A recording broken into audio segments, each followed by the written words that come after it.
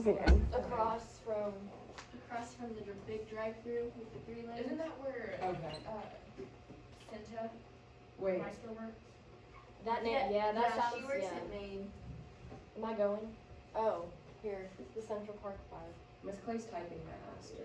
not working. So She this said is Central yes, Park 5. We please. have Corey Wise, Please, Antron She said McCray, yes. Raymond please. Santana, Yusuf Salam, and Kevin Richardson. Yeah. Flashback to 1989. The jogger's body was found in Central Park, and the woman had been severely beaten and repeatedly raped. That night, there was large groups of multiple teenage boys that roamed the park, just making a mess of everything, jumping in front of bikers, throwing trash, and being reckless kids, basically just rioting through the park. When the police found out about the jogger, they took 5 random boys that they knew were in the park that night with their little groups and questioned them unlawfully without family members, allowing parents, and without even calling the parents. All the boys originally denied knowing anything about the jogger. Even though none of the things the boys were saying lined up with the case information, the boys were basically beaten into lying about where they were at and what they were doing. The detectives told these boys if they did not say that they did it, they would go to jail. So they told them exactly what to say. Signs of racism. These are all taken from articles written in April of 1989. They were viciously beaten and left for dead by a wolf pack. Beaten and assaulted, police said they dragged her down like she was an animal. The youth who rampaged came to the park to do mischief, and mischief led to this tragedy. They saw the woman and it was spontaneous. It was a crime of opportunity. And then the park called it wilding.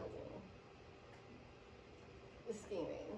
The detectives told the boys exactly what to say in their confession videos so that it looked like they actually did it.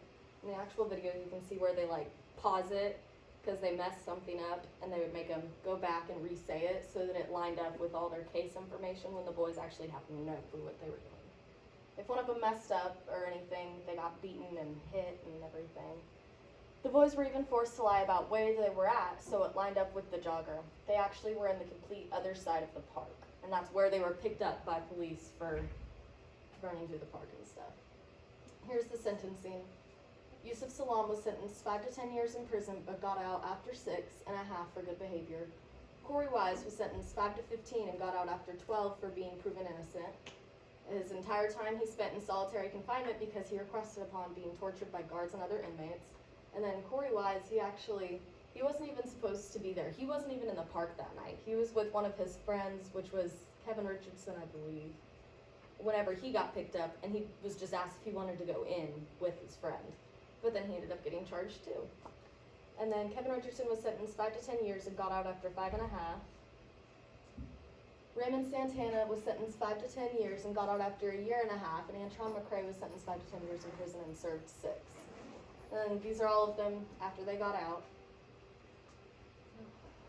Mateus Reyes, the real rapist. He is an actual serial rapist who was actually in prison with one of the joggers when he claimed he had found God and confessed to the rape of the jogger and many more unsolved rapes.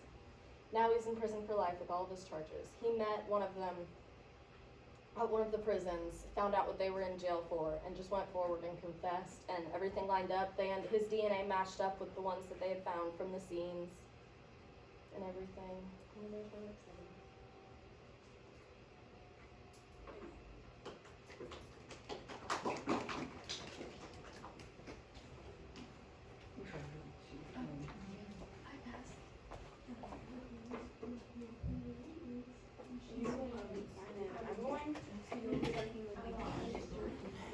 I'm just gonna tell her that with all of